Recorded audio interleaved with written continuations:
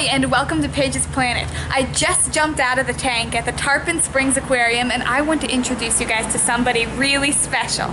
This is Elsa. You might have already seen her on the news. She is a very special, very lucky lady. Elsa is a bull shark pup, maybe 2 to 3 years old, and about 2.5 to 3 feet long. I don't know if you're living here in Florida, but if you are, or if you're anywhere on the East Coast, you'll know that the last couple weeks we saw some extremely cold temperatures. That kind of cold has a big impact on wildlife as well as people. A lot of the animals in the Gulf are suffering right now because of it. My Uncle Ryan is a local charter captain here in the Tarpon Springs area. He came across a bull shark that was shocked and dying from the cold. This was only about a 2 or 3 year old individual, a little lady who we named Elsa. By the time she got to us, she was stiff as a board. Her gills weren't pumping anymore, and we were afraid that we were too late. As quickly as we could, we got her mouth open and stuck a tube inside her mouth to flow water across her gills. As we were doing that, we worked her body back and forward in a swimming type motion to get her muscles loosened up. Before we knew it, her gills started pumping all on their own. We knew we only had a few minutes to act. This was the tank where we first put Elsa until we realized that she was coming to and might be okay and even make a full recovery.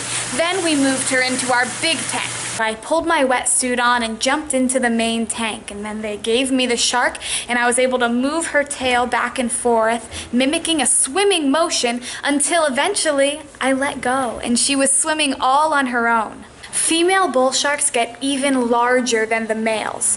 They average about 200 to 290 pounds as adults, and at that weight they would be anywhere between 6 and 8 feet long. But they have been found as large as 11 feet. Bull sharks have the reputation of being the most aggressive species of shark. And part of that is because they do have the highest level of testosterone of any animal. Even though bull sharks do have that high level of testosterone, they're still misrepresented. Bull sharks spend a lot of their time in shallow water hunting. They use the cloudy water and the surf to their advantage.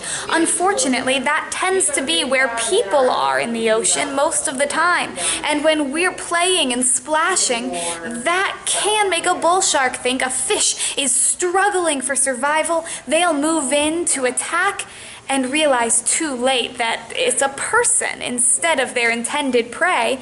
They just misidentify us. It's hard to imagine right now that a little adorable animal like Miss Elsa could do any damage, but we'll certainly have to move forward with caution as she grows and begins to adapt to life in the tank. This was absolutely one of the most exciting instances in my career so far.